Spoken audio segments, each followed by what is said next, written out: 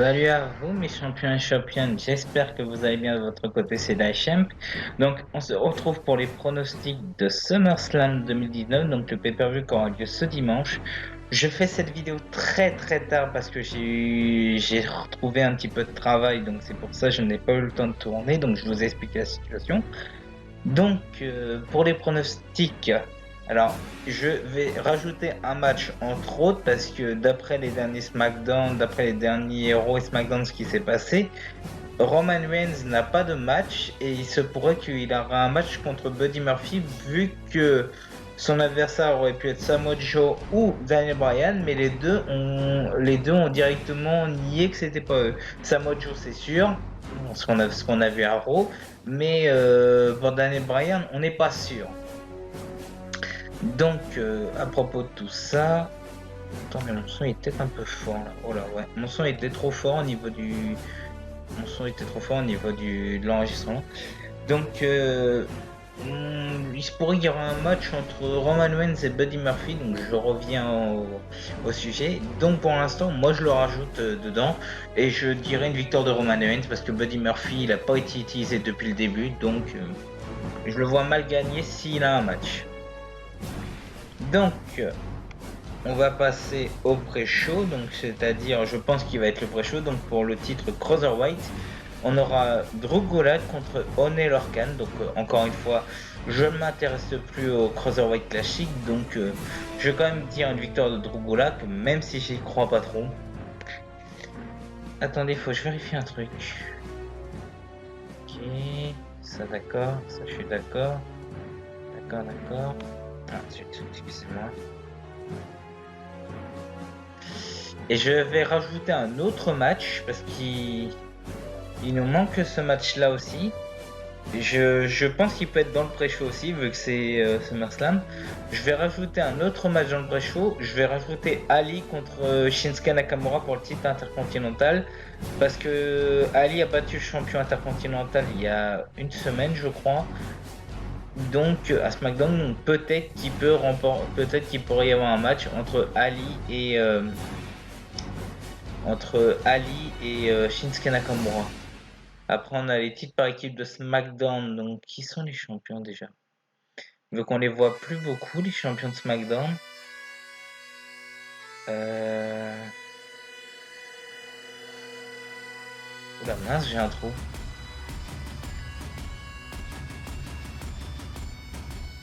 Si, c'est le New Day. Je raconte des conneries. Donc, on n'a pas de match pour le New Day. Et pour les champions de Raw, bah, c'est The aussi. Donc, il y a une petite guerre en ce moment. Donc, peut-être un match entre les deux équipes championnes. The aussi contre le New Day. Vu que les deux champions leaders, Kofi Kingston et AJ Styles, ont déjà un match. Donc je disais Drew Gulak contre Oney Lorcan. Donc je vais regarder pré-show, mais je sais pas quoi penser de ce match. Et du coup, bah voilà. Je vais penser au match suivant. Donc je fais dans l'ordre au moment où je monte. Alors Trish Stratus qui est de retour, pas tellement, qui sort à moitié de sa retraite parce qu'elle a catché à Raw, contre Charlotte Flair. Donc la reine contre la championne, la championne la plus couronnée contre l'ancienne championne des divas la plus couronnée. Bah écoutez, je n'ai pas réellement connu Trish Stratus à ce moment-là. J'aime beaucoup le style de Charlotte. Et je pense que Trish Stratus est là pour mettre en avant Charlotte, pour ensuite la faire affronter, non pas Becky Lynch, Ember Moon peut-être, non c'est titre de SmackDown, il y aurait peut-être autre chose,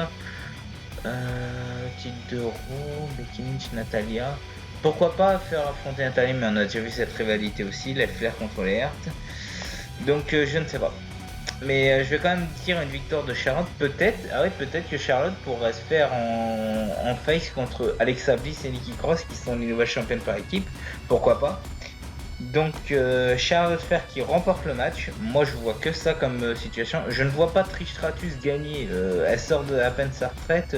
Si elle est là pour mettre en avant les jeunes talents comme Charlotte, je verrais vraiment Charlotte remporter le match. En plus c'est un match simple. Alors là par contre je vais faire l'état inverse de ce que je viens de dire. Alors on aura Dolph Ziggler qui s'en prend maintenant à des légendes. Donc on a eu comme Bray Wyatt, mais ça je reparlerai. On a eu Dolph Ziggler qui s'en est pris à Shawn Michaels avec un Twenty Music, qui s'est pris verbalement à Goldberg parce qu'il a parlé dans son dos. Alors là du coup on aura Dolph Ziggler contre Goldberg. Alors Goldberg encore une fois, lui il est trop mignon. Goldberg encore une fois il est censé être badass. C'était réellement le vrai souci de Brock Lesnar quand c'était leur rivalité. Et du coup, Goldberg avec l'Undertaker, là, c'était un flop total en Arabie Saoudite. Mais bon, peut-être qu'ils font ça exprès par rapport à l'Undertaker. Quand ils ont fait le truc en Arabie Saoudite, il était venu à Extreme Rules. Peut-être que là, ils font pareil pour essayer de faire oublier l'Arabie Saoudite. Du coup, Goldberg contre Ziggler. Ziggler, je le vois pas gagner parce que Ziggler, il sert juste de faire valoir maintenant comme. C'est juste de défoulage parce que pour Kofi Kingston, on attend un challenger et Kevin Owens pouvait pas venir en Arabie Saoudite. Après, la rivalité a continué. Là, Kevin Owens, il a complètement changé d'attitude. Goldberg, qui est là juste sûrement pour fermer sa mouille à Dolph Ziggler pour rester poli. Au niveau du scénario, bien sûr, hein, je parle dans le scénario, dans la storyline. Et du coup, moi, je verrai une victoire aussi de Goldberg parce que je ne vois pas quel sera l'autre résultat. Match suivant, alors là on aura un bon match, c'est juste dommage qu'il n'y a pas de stipulation sur ce match-là. On aura un match simple entre AJ Styles et Ricochet. Alors les trois matchs que j'ai vus les deux matchs après c'était en équipe et tout. Les deux matchs que j'ai vus de Solo 2, j'avais vraiment apprécié les matchs. Donc j'espère qu'ils vont nous faire encore un excellent match ces deux-là. Juste laissez-leur du temps. Excusez-moi, donc juste laissez-leur du temps parce que Ricochet, j'aime beaucoup ce catcheur-là. Edge Styles, j'ai toujours adoré, même quand il était heel, des fois avec son comportement de heel, tout ça. Mais quand il est là, avec le renouveau du club qui met en avant Gallows Anderson, j'aime beaucoup son attitude. En plus, moi j'ai pensé exactement à ça. Edge Styles a fait un heel turn Justement, j'avais pensé à ça quand il avait fait son heel turn.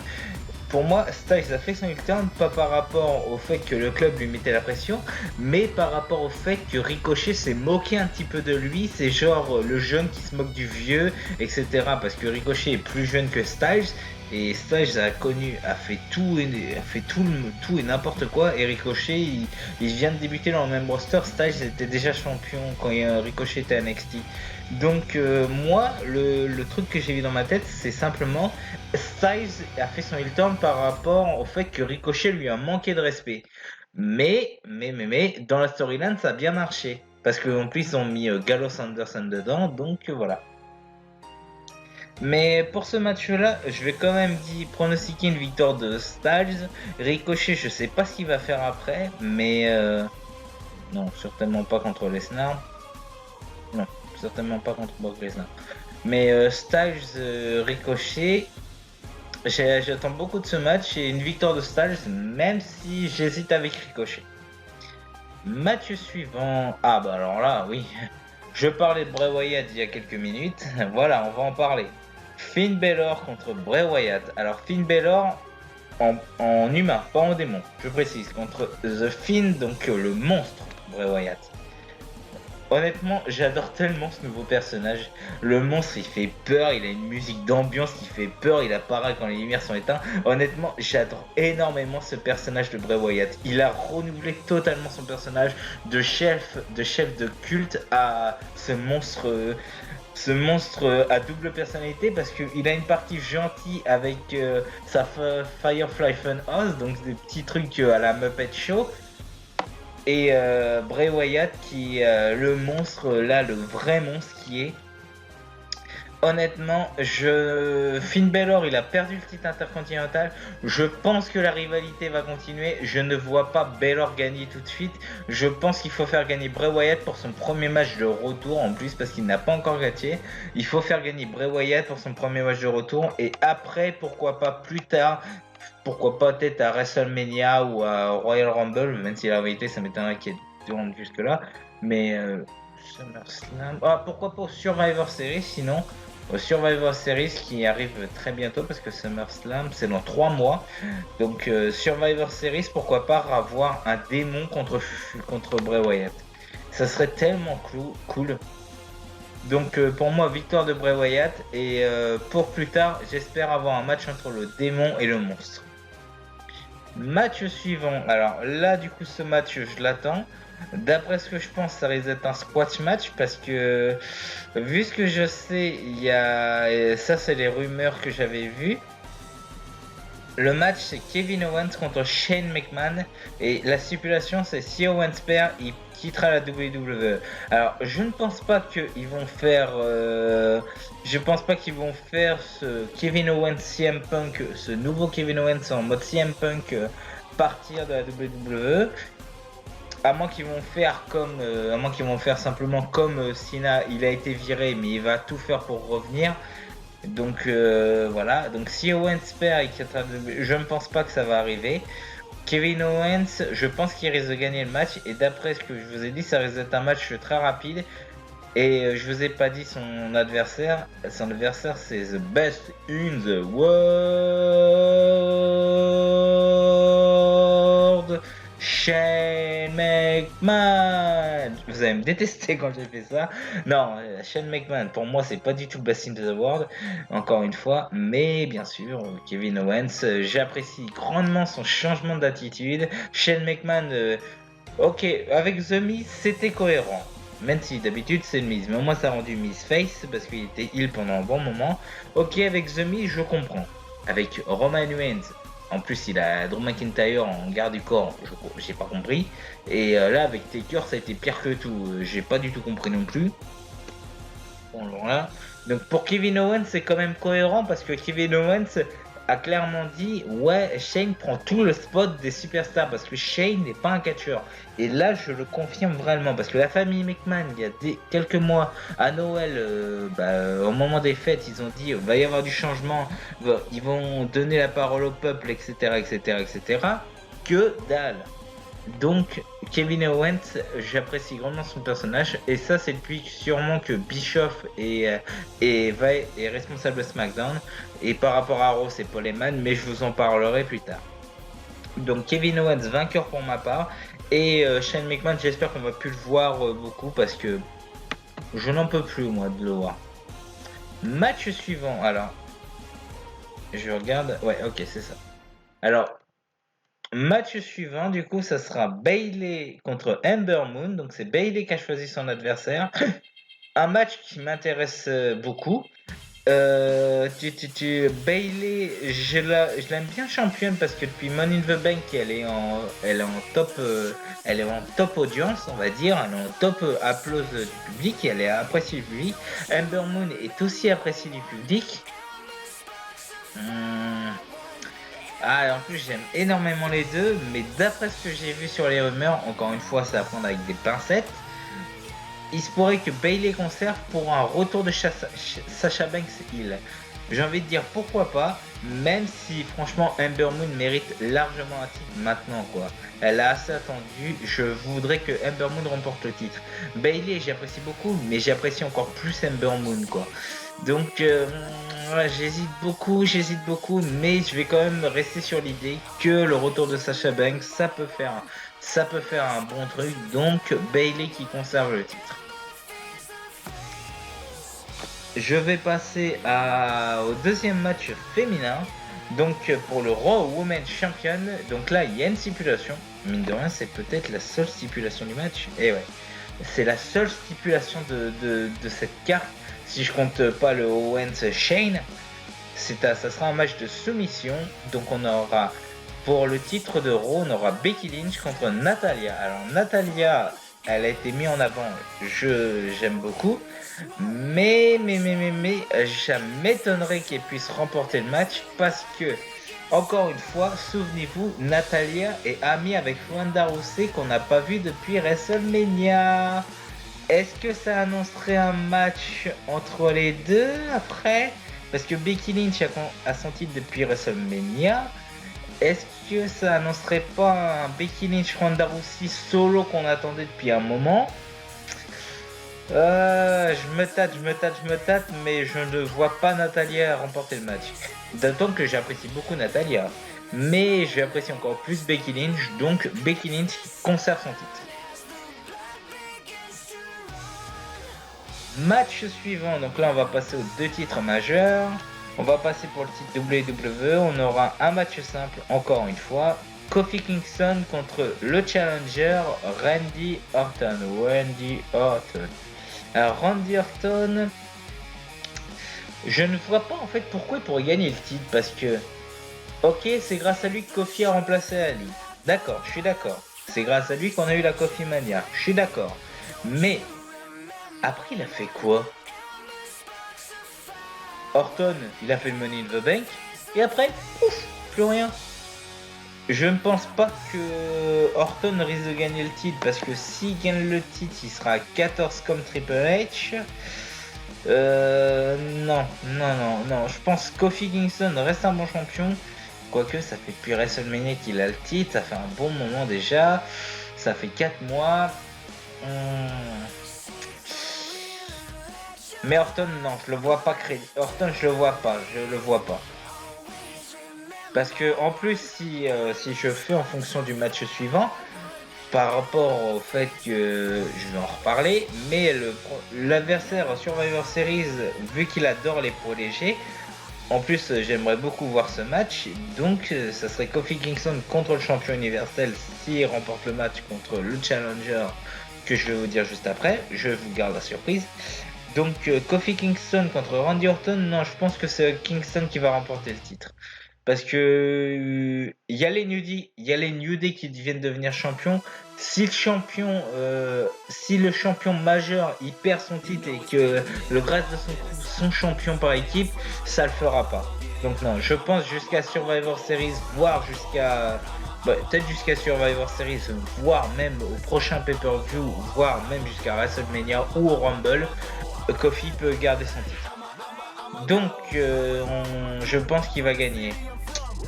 On va passer au match suivant. Alors, le match suivant, ça sera le main event. De base, on avait un match aussi Zayn contre Aleister Black, mais ils l'ont fait à SmackDown. Alors, on aura un match pour le titre universel. Encore une fois, pas de stipulation. C'est dommage. Donc, on aura le challenger Seth Rollins contre... J'ai pas envie de le dire. Je vais m'énerver, j'ai pas envie de le dire. Bon, de toute façon, si vous êtes là, vous avez sûrement vu ma vidéo sur Extreme Rules. Brock Lesnar qui est redevenu champion. Alors, encore une fois, le règne de Rollins n'était pas terrible à cause de Baron Corbin. Baron Corbin, j'apprécie beaucoup sa musique d'entrée, j'apprécie beaucoup le fait qu'il soit vraiment utilisé comme un heel, mais il avait rien à foutre dans le main event. Encore une fois, je précise. Mais là, Lesnar qui reprend le titre, c'est au-delà de mes forces. Je peux pas. Je veux pas voir ça. Même si Rollins, il a pas eu un si bon règne que ça depuis WrestleMania, à part un seul match de AJ Styles à Money in the Bank, mais là, Lesnar, non. Lesnar, non, je veux pas, quoi. Je veux pas. Donc, je pense pas que...